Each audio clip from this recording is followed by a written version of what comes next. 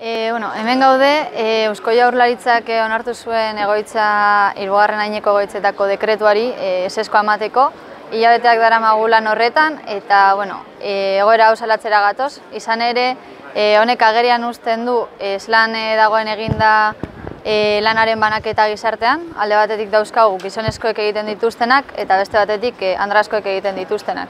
Eta dakigun moduan, andrazkoek egiten dituzten lanak gaur egun ere gutxietsiak daude, soldata gutxiago dakarte berarekin eta lan baldintzak ere prekariagoak dira. 3. aineko egoitzetan egoera hau bereziki adierazgarria da eta agerikoa da Eusko Jaurlaritzak duela 5 hilabete atera zuen dekretuak egoera hori mantentzen duela.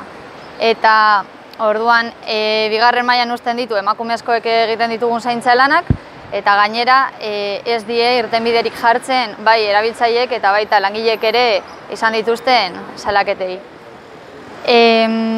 Gure lan honetan erabiltzaileen elkarteekin batu gara eta hainbat alegazio aurkeztu genituen dekretua salatzeko, baina ez dira kontuan hartu.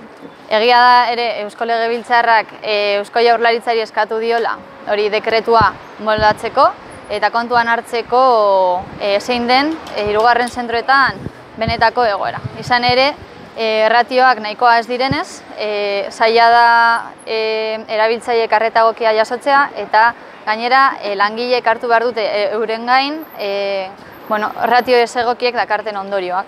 Eta horregatik, ratio horiek zelan egokitu behar diren eta eskatzeko grebara joango gara urtarrilaren 30. Tenemos miles de motivos para salir a la huelga.